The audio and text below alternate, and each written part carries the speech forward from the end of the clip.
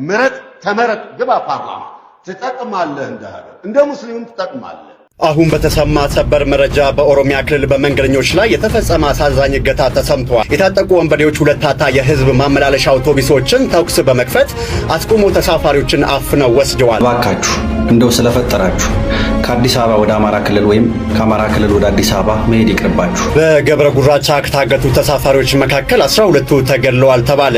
የኢትዮጵያ አሽከርካሪዎች ቅሬታቸውን እያሰሙ ይገኛሉ። በተለይም የንግድ መኪና የሚያሽከረክሩ በአገር አቋራጭ እንዲሁም ከባድ መኪና አሽከርካሪዎች ቅሬታቸውን እያሰሙ ይገኛሉ። የብቃት ማረጋገጫ ለአሽከርካሪው ልንሰጥ ነው አሉ። መልካም ግን የምትሰጡን መንጃ ፍቃድ ጥይትን የሚከላከል ነው። ሽፍታዎቹን ርቀት ላይ ዙም አድርጎ የሚያሳይ ነው። አንተ ሱፍን ከረባትህን ቂቅ አድርገህ በሹፌሮች ትጫወታለህ። ማሰበር መረጃ በኦሮሚያ ክልል በመንገደኞች ላይ የተፈጸመ አሳዛኝ እገታ ተሰምቷል። በአባይ በረሃ መውጫ በጎሃጽዮንና ቱሉ ሚልኪ መካከል በንጹሃን ዜጎች ላይ እጅግ አሳዛኝ ድርጊት ተፈጽሟል። የታጠቁ ወንበዴዎች ሁለት ታታ የህዝብ ማመላለሻ አውቶቡሶችን ተኩስ በመክፈት አስቆሞ ተሳፋሪዎችን አፍነው ወስደዋል። እንደ ሹፌሮች አንደበት ዘገባ ከሆነ መከላከያ ሰራዊት በአቅራቢያው በመኖሩ ባደረገው የተኩስ ልውውጥ 30 የሚሆኑ ተሳፋሪዎችን ማስጣል ቢችልም ሌሎች በርካታ ዜጎች ግን ታፍነው ተወስደዋል። አውቶቡሱ ውስጥ እያሉ በተከፈተባቸው ተኩስ በጥይት የተመቱ ንጹሃን እንዳሉም ተነግረዋል። እሺ እንግዲህ ይኸውላችሁ እነዚህ ሁለት ግለሰቦች ናቸው። ይሄ የአሽከርካሪ ማሰልጠኛ ትምህርት ቤትን አስተማሪና ትምህርት ቤት እንትን የነበረው ነው። ይሄ ደግሞ ወደ ውጪ ሰዎችን ልካለው በማለት ወደ ውጪ ሹፌሮችን የኢትዮጵያ ሹፌሮችን ስልጠና ወስጃ ሰጥቼ ወደ ውጪ እልካለው ብሎ የተቀመጠ ግለሰብ ነው። አሁን ላይ ደግሞ ሹፌርን ምዘና ብቃት ማረጋገጫ ምዘና እሰጣቸዋለሁ እያሉ ነው ያሉትኝ። ይሄ መምህር የነበረ ያስተማሪ የነበረ ነው። ይሄ ደግሞ ስንት ሿሿ ሲሰራ የነበረ ግለሰብ ነው። መንግስትን ከመንግስት ባለስልጣናት ጋር እነዚህ ሰዎች ስብጥር እየፈጠሩ ማህበረሰብን ሀገርን የሚዘርፉ ሰዎች ወደ ፊት ለፊት አይናቸውን በጨው እያጠቡ እየመጡ ነው ያሉት። መንግስት እነዚህን ሰዎች በወንጀል ሊጠይቅልን ይገባል። በወንጀል ይህ መጽሐፍ እንደምትመለከተው ተፍሲር አልቁርጡቢ ይባላል። ቁርጡቢ እንግዲህ በእስልምና ትልቅ ሊቅ ወይንም ሙፈሲር ነው። ሰው ይሄ ሊቃችሁ ምን ይላል? 85ኛው ፔጅ ላይ በእስልምና 4 መዛብ አሉ። ከነዛ ውስጥ አንዱ አሻፊ ነው። የሻፊ መዛብ ደግሞ በኢትዮጵያ ውስጥ ብዛት ተቀባይነት ያለው ነው።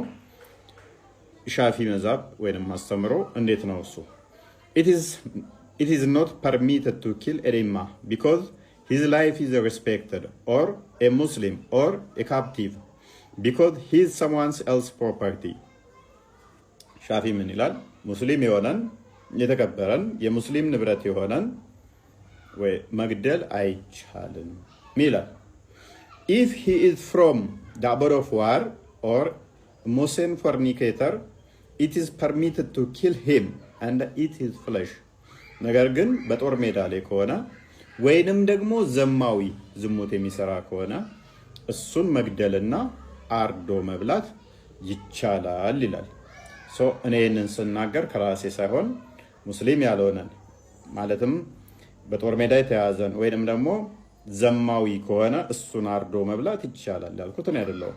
ተጨማሪ ዘው ላይ ኢብን አረቢ said ኢብን አረቢ ደግሞ እንደዚህ ይላል What I consider to be sound is that a human being may only be eaten when it is absolutely certain that doing that will save a person's life. የሰው ስጋ ሊበላ የሚችለው አንደኛው ተርቦ ለምሳሌ ሙስሊም ተተራበ እንዳልነው ዘማዊ ከሆነ በተለያዩ ምክንያቶች ወይንም ደግሞ ወንጀለኛ ከሆነ ሙስሊም ያልሆነው በልቶ ሙስሊሙ ማለት ነው እሱ ራሱ ማዳን ይችላል ተተራበ ማለት ነው። እኔ አይደለም ከራሴ ያለም ያልኩት። ተጨማሪ መረጃ እዚሁ ቲክቶክ ላይ አንተ ዲዩቲ ያደረከው ኡስታዝ ከዚህ በፊት መብላት እንደሚቻል እኔም ብራብ ልበላ እንደምችል ኢንቫይት አድርጎኝ ያው ምላሽ የሰጠበትን አድምጠው። በረሃማ ቦታ ሆነ የሰውን ስጋ ብታገኝ ማለትም ከመቃብር ይወጣ ሊሆን ይችላል ወይ ደግሞ የሞተ ሰው ሊሆን ይችላል። ኦኬ ያንን ስጋ ብትድንና ህይወትህን ማትረፍ ብትችልና ወደ ሰፈር ብትገባ የትኛው ይሻልሃል የሚል ጥያቄ ነበር እንጂ በቁሙ የሚሄድን ሰው አርደህ የሚል ጥያቄ አልጠየቅኩም። ግን ለማውጭ ይሄ ነገር ተስፋ ሲሰጡ ከምን አንፃር ነው የሰው ስጋ መብላት ይችላል እንኳን እሱ ራሱ እንደማስረጃ መጣ። ልክ አንድ ሰው ሊሞት ከደረሰ የሆነ በረሃ ሊሆን ይችላል፣ ሰው የሌለበት ሊሆን ይችላል። በቃ ምግብ አጥቶ ሊሞት ከደረሰ ያንን የሰው ስጋ መንገድ ላይ ካገኘ ያንን በልቶ የሚድን ከሆነ ይቻላል ያሉ ዑለማዎች አሉ። የእነሱ ንግግር ነው እንደ ማስረጃ ሑጃ አድርጋ መጣው ይህ ወገናችን ማለት ነው። እንደው ልጠይቅ፣ አንተ በረሃ ላይ ሆነህ ልትሞት አፋፍ ደርሰህ እዛ ማዶ ደግሞ ከተማ አለ፣ ውሃ ያለበት ሀገር አለ፣ ምግብ ያለበት ሀገር አለ። እዛ ለመድረስ በቃ አልካህል፣ አንተ በጣም ረቡሃል፣ ደክሞሃል። አጠገብህ የሰው ስጋ አገኘህ፣ ትሞታለህ ወይስ የሰው ስጋ ትበላለህ? መልሱ ላንተ ተውኩት። ወል እንግዲህ ወንድማችን ተድላ እንደሰማኸው ነው። የኛው ኡስታዝ ሲናገር እንደሰማው ከተራበ መብላት ይቻላል ሲል ሰምተዋል። ሰው ከራሴ ያወራሁት ሳይሆን መጽሐፍቶቻችሁ ላይ ብዙ ቦታ ላይ ያለ ነው። ነገር ግን በእኛ ሃይማኖት ላይ የሚቀጥፉ የእናንተ ሙስሊሞች ኡስታዞች ንጽጽር የሚሰሩ እንዳሉ ተመልከት። ገዳማውያን የሚበሉት ካካ ነው እያሉ እንደዚህ ይቀጥፋሉ። አንድ አይደለም እጅግ ብዙዎች በዘመቻ በውሸት ያቸው እንደዚህ የሚቀጥፉ ናቸው፣ እንደዚህ የሚዋሹ ናቸው። ቪዲዮ ሰርቼበታለሁ። ይበልጥ ጠንከር አድርገህ ትሰራበታለህ ብዬ ተስፋ አደርጋለሁ። ነገር ግን በዚህ ጉዳይ ላይ ሰው እንትን በማለት ላይ እሱ ላይ ጥያቄ ካለ ገስት ላይ መተህ ልጠይቀኝ ትችላለህ። እኔ ፍሪ ነኝ። ከራሴ አንዳች አላወራም። ያወራሁት ነገር ኮንፈርት ካልሰጠ ውሸት መስሎ ከታየ መተህ መረጃ ልጠይቀኝ ትችላለህ ማለት ነው። ሜይ ቢ ጤናማ አይምሮ ያለህ መስሎ ስለታየኝ ነው ይሄ ምላሽ የሰጠው። ጤናማ አይምሮ ያለህ መስሎ ስለታየኝ ማለትም ማገናዘብ ማረዳት ስለምትችል ከራሴ ያላወራው አስተምሮቱን ነው ሪቪል ያደረኩት። የእናንተዎቹ ግን ያው እንደዚህ ይዋሻሉ። በሌለ ገዳም ውስጥ የሚበሉት ካካ ነው እያሉ ማለት ነው። እኛ የተጻፈ ነው ያነበብነው። የኢትዮጵያ አሽከርካሪዎች ቅሬታቸውን እያሰሙ ይገኛሉ። በተለይም የንግድ መኪና የሚያሽከረክሩ በአገር አቋራጭ እንዲሁም ከባድ መኪና አሽከርካሪዎች ቅሬታቸውን እያሰሙ ይገኛሉ። ምክንያቱ ደግሞ በትናንትናው ዕለት አደጋን ለመቀነስ አዲስ አሰራር ዘርግተናል፣ እያንዳንዱ አሽከርካሪዎች በዘመናዊ መንገድ በብቃት ሰልጥነው ዳግመኛ መፈተን አለባቸው፣ ምንም ማረጋገጫም ካላገኙ ማሽከርከር አይችሉም የሚለው አዲስ አሰራር ተከትሎ ነው። አሽከርካሪዎቹ እንደመነሻ ነጥብ የሚያስቀምጡት እኛ እድሜ ዘመናችን ስናሽከረክር ነው እግሮቻችን የሚያግቱንና የሚገሉን እንጂ የብቃት ችግር የለብንም። እነዚህ ነገሮች የሚከላከሉ ከሆነ ይህንን ስልጠና በብቃት እንወስዳለን፣ ችግር የለብንም። እዛ ባሻገር የሚያሰለጥነን እንዲሁም ፍቃዱን የሚያረጋግጥልን ሰው እኛ እኩል አቅምና ብቃት አለው ወይ? ይህን ለማረጋገጥ ከመሰልጠናችን በፊት የእኛንም ስራ የለን የእኛም መከራ የለን፣ ቢያንስ አንድ ሀገር አቋራጭ ነርቶ ቢያሳየን መልካም ነው እያሉ ይገኛሉ። እዛም ባሻገር ይህ አዲሱ ሲስተም አደጋን ከሚቀንሰው ይልቅ ለትርፍ ለተቋቋሙ ድርጅቶች ገቢ ማሰባሰቢያ እንጂ ምንም ጥቅም የለውም እያሉም ይገኛሉ። ሀገራችን የመንገድ ሁኔታ ለአደጋ የሚያጋልጠን ነው። ከዛም ባሻገር ከተፈቀደላቸው ቶን በላይ የሚጭኑ አሽከርካሪዎች ሚዛን ላይ ባሉ ደንብ ተቆጣጣሪዎች በትክክል ስለማይቆጣጠሩ የመንገድ ሁኔታ እየተበላና ለአደጋ እያጋለጠን እንጂ የኛ የብቃት ማነስ አይደለም። ጥቁንም እኛ ያጣነው ከመንገድ ደህንነት ባሻገር የሰላም ሁኔታ ነው። ሽፍቶች እያሳደዱን ጥይት እየበላን ነው የምንሰራውና እባካችሁ እሱን አስተካክሉን፣ ትልቁ ችግራችን እሱ ነው እያሉ ይገኛሉ። ትራንስፖርትና ሎጂስቲክስ ሚኒስቴር በአንጻሩ አዲሱ ሲስተም አደጋን ከመቀነስ አንጻር የትኛውም አሽከርካሪ በብቃቱ ልዩ መሆንና ብቃቱን ካረጋገጠ በኋላ አዲስ የተገበረውን ስልጠና የሚሰጥበትና የሚፈትንበትን መንገድ ያለውን አስተማማኝነት ተናግረዋል። የብቃት ማረጋገጫ ለአሽከርካሪው ልንሰጥ ነው አሉ።